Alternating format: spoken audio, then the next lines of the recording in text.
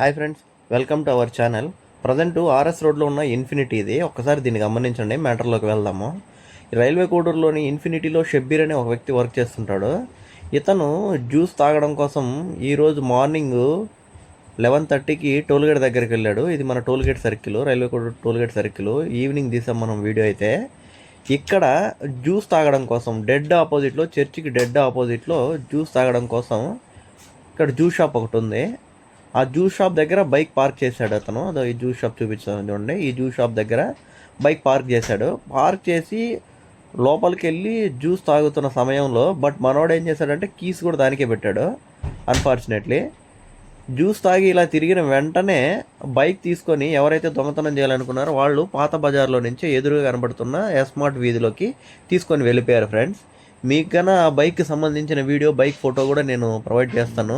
మీరు చూసినట్లయితే ఒకసారి ఫైండ్ అవుట్ చేయండి. ఈ వీడియో ఒకసారి చూడండి. ఈ వీడియోలో దొంగ ఎవరైతే ఉన్నారో అతను బైక్ తీసుకొని, క్యాబ్ వేసుకొని బైక్ తీసుకొని వెళ్తుంటాడో, అది వెళ్ళాడు కదా అతనే. మీకు బైక్ కూడా ఏదైతే ఉందో అది నేను ఒక్కసారి చూపిస్తాను. మీకు కానీ మీ పరిసరాల్లో కానీ ఏదైనా బైక్ మీకు కనపడినట్లయితే మన వాడికి అక్కడే వర్క్ చేస్తుంటారు, మీరు అక్కడికి వెళితే అతనికి కొంచెం హెల్ప్ఫుల్గా ఉంటుంది.